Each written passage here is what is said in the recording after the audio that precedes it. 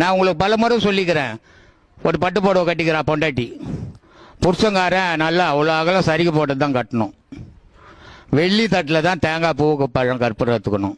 அது கூட தெருவில் இருக்கிற எல்லாருக்கும் தெரியணும். எங்கே பாப்பாரு? கோயிலுக்கு போகிறேங்க, கோயிலுக்கு போகிறேங்கன்றான்.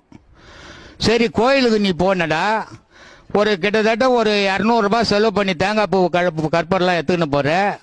சாமி கும்பிட்டியாடா? கும்பிடலப்பா. ஏன்டா கும்பிடல? கும்பிட தெரியலப்பா எனக்கு.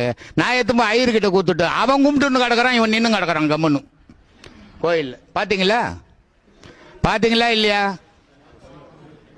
பார்த்தீங்களா இல்லையா சாமி? இதை தான் எல்லாரும் செய்துன்னுக்கிறீங்க. 500 ரூபாய் செலவு பண்ணி எல்லாத்தையும் எடுத்துக்கணும். ஊரெல்லாம் நான் கோயிலுக்கு போறேன் சாமி கொண்டு போறேன்னு சொல்லி போட்டு வாங்கின்னு போந்த எடுத்து அவங்ககிட்ட கொடுத்து இவன் பரதாமா நின்று கிடக்குறான் கம்முன்னு கையை கட்டினா அவன் பாட்டுக்கு மந்திரம் சொல்லி அவன் கும்பிட்டு கிடக்குறான் இவன்